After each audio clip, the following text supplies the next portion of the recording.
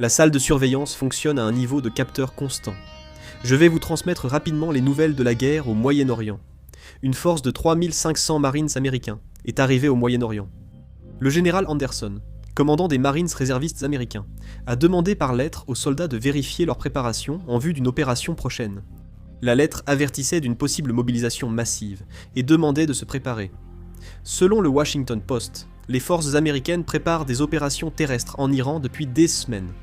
Un bombardement massif à Téhéran a été confirmé. Voici une vidéo après le raid. Une grande partie du bâtiment est détruite. Nous sommes à Boucher. Des habitants de Boucher rapportent ce soir une attaque probable par frappe aérienne américaine sur le terminal domestique de l'aéroport. Nous sommes à Shiraz, Iran.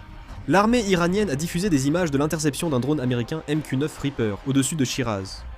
Un réservoir d'eau de 13 000 m² dans le Khouzistan, Iran, a été attaqué par l'armée israélienne. Une forte explosion a eu lieu près du camp militaire de Taniako, au sud d'Ispahan.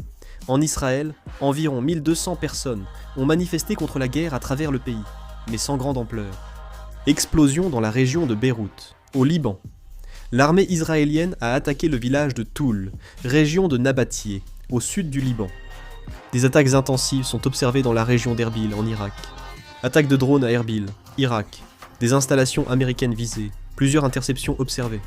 À Erbil, en Irak, un drone détecté au consulat américain a déclenché un système expérimental de défense aérienne.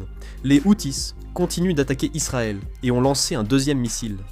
L'armée israélienne a affirmé que les Houthis paieraient leur attaque contre Israël.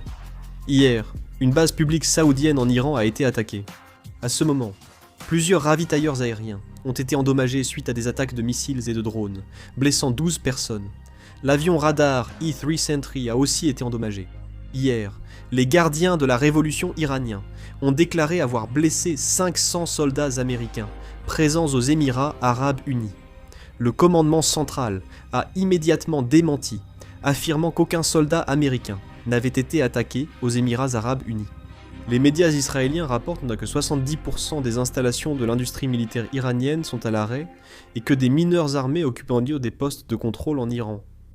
Les gardiens de la révolution iranienne menacent de frapper une université américaine au Moyen-Orient, en réponse à l'attaque contre l'université des sciences et technologies de Téhéran.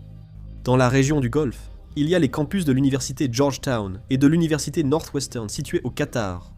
Le campus de l'université de New York se trouve aussi à Abu Dhabi. L'armée syrienne affirme qu'hier, 4 drones venus d'Irak ont attaqué le territoire syrien et que le gouvernement irakien doit en répondre.